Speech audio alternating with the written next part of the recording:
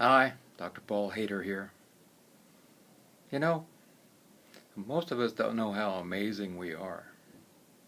It reminds me of a woman who, she was born without legs. I mean, from the just below the knees down. And the doctors told the parents, she'll really have a hard life. This is going to be very difficult for her. And as a kid, she didn't really never thought she was disabled, to tell you the truth.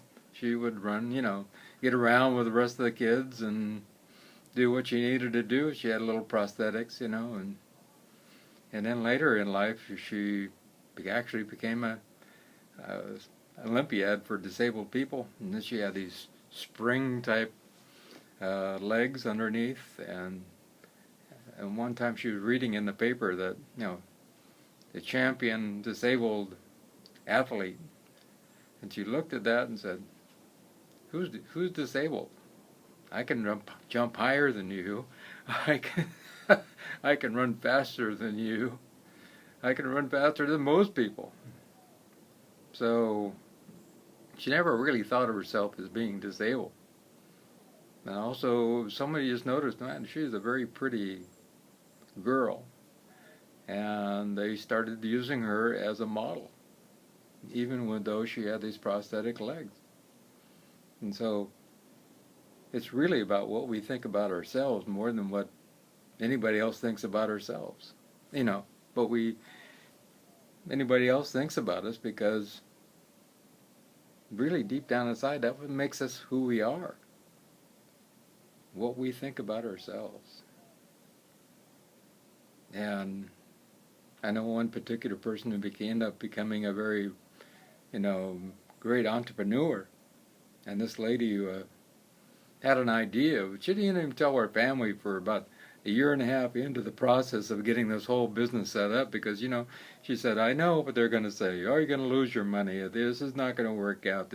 Everything is going to collapse, and somebody else is going to have the same idea," and on and on and on, until it was all set up and going, and she was making money. And then she sat her family down and told them about it. And oh, of course, what can you say once it's all done, said and done.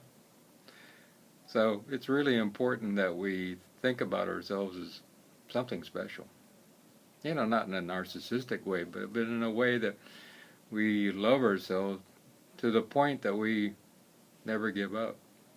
I can think of a young man who wanted to be a writer, and he moved to the West Coast in San Francisco and lived in the basement of his brother.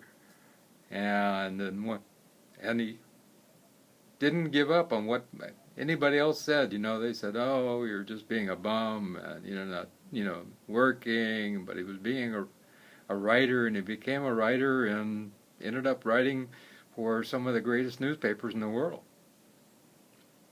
So it's really about what we think it counts, because God lives inside of our heart. And we're always going to get the soothsayers that are going to say, nothing like that can be done. And they said that nobody could go into space also, at one point, that the world is flat, you can't go over there with a boat. So we have to really rely on what we feel deep down inside. It's the most important thing of all. I was just connecting with a person who raised strawberries. And one day he went out into his field in California, and they had just sprayed, and he got a big dose of organic phosphate poisoning. And he was jittery and not good. And he had to go to the doctor and do some detoxing. And he was fine. But after that, he said, "You know what? There's got to be a better way. There's got to be a way to make a better product." So he started experimenting, and there was nobody could tell him about this. This was kind of the beginning of organics. So he started experimenting with organic strawberries and ended up making something beautiful on a small farm. And then he was successful eventually. He planted different crops, had crop rotation, planted other crops in between strawberries to keep the insects away. And the strawberries are really tasty.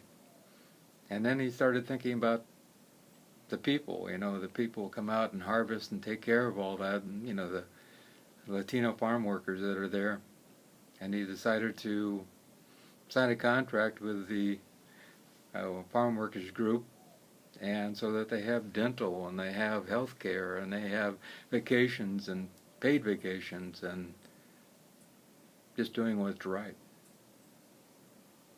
And then he feels good inside that he's made a difference in the world. And that's what it's really all about making a difference in the world. You know, whether we lived a really long life or we do nothing in a long life, is that really something special? Or do we live a short life and change the world, as some of the great avatars did? They didn't live long lives, some of them, but they changed everything.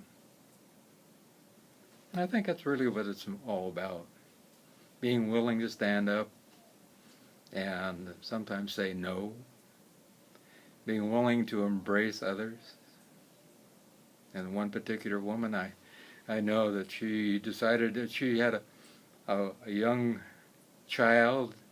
She moved from New York and went to the West Coast, and ended up studying hard and getting a job and became a lawyer. And then she helped the oppressed, those with farm workers' problems, those with problems with, you know, not being able to survive even though they're a single parent, because she knew what that was like to be a single parent and not have support. And that's what we need more of, people who have heart. And you have heart, and you have heart, and you have heart. Everyone has heart if we are really willing to grab deep down inside and say, this is a God thing. I want to do this, and I'm going to do this. There is no try anymore. You know, to try to pick something up, you either try it, pick it up, oh, I'm going to try to pick that, I'm going to try to do that. No, there's no trying. You either do it or you don't do it. And let's be honest. Oh, I want to do this, yes. So we go out and do it. That's what it's all about. And you can do it. And I know you can do it. Just like all those other people who did not allow anything to get in their way. You have the power. I love you.